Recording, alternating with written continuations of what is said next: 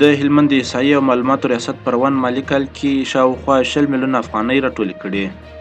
د هلمند ولایت د احصایې او معلوماتو ریاست په روان مالي کال د 1402 هجري شمسي کال د حمل، ثور، جوزا او سرطان په میاشتو کې 19 میلیونه 8,13,400 افغانۍ اسلامي امارت خزانې ته تحویل کړي دي.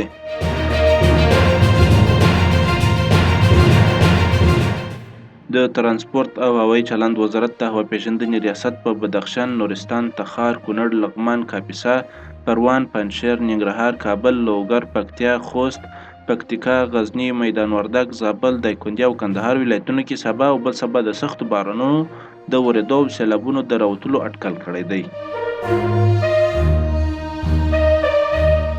تیر کال په هیواد کې 241 کرنیزې پروژې پلي شوې. د کرنې، اوبو لګولو او مالدارۍ وزارت وایي چې د 180 خصوصي شرکتونو د 15 میلیارد افغانۍ په ارزښت د کرنې په برخه کې پانګونه کړې ده. د یاد وزارت سرپرست وزیر ویلي چې تیر کال په هیواد کې د کرنې په برخه کې مهم پرمختګونه شوي دي او 241 کرنیزې پروژې د 28 میلیونو ډالرو په لګښت د ملي او نړیوالو مؤسساتو له لوري پلي شوي دي. د کرنې، اوبو لګولو او مالدارۍ وزارت سرپرست وزیر ملت ته د حساب ورکولو په پروګرام کې دغه راز زیاته کړې چې په هیواد کې 1.5 میلیون حیوانات هم واکسین شوي دي او دغه راز بهر ته د چهارتراش لرګیو د قاچاق مخنیوی هم شوی دی.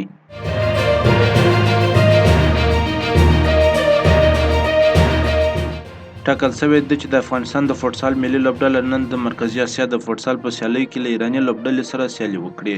دا سیالي د افغانستان پر وخت د مازدیګر 4:30 بجې پیلیږي.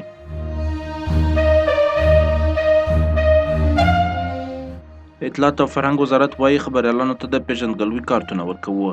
د اطلاعات او فرهنګ وزارت وایي چې د خبریالانو د ستونزو د حل لپاره د دغه وزارت سره د خبریالانو د نومونو د ثبت او د پیژندګلوۍ د کارتونو د ویشلو لړۍ پیل کړې ده.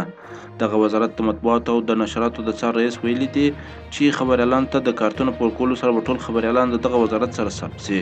نوموړي دغه راز زیاته کړې چې د اړیکو شمیره به ثبت شوي خبریالانو ته ورکول کیږي چې 24 ساعته به روښانه وي او خبریالان او رسنۍ به د ستونزو په وخت کې اړیکه ورسره نیسي او د مشکل د حل په برخه کې به همکاري ورسره کیږي.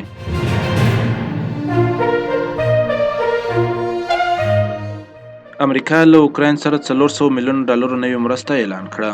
امریکا پرون د 400 میلیونو ډالرو په ارزښت اوکراین ته اضافي امنیتي مرسته اعلان کړه. د نوې مرستې په کڅوړه کې د پینټاګون له وسیلتونونو څخه د هوایي مدافعې مهمات، زغرګاډي، د زغرګاډو ضد وسلې او نورې پوځي مرستې شاملې دي څو اوکراین وکولی شي خپلې له لاسه تللې سیمې بیرته ونیسي.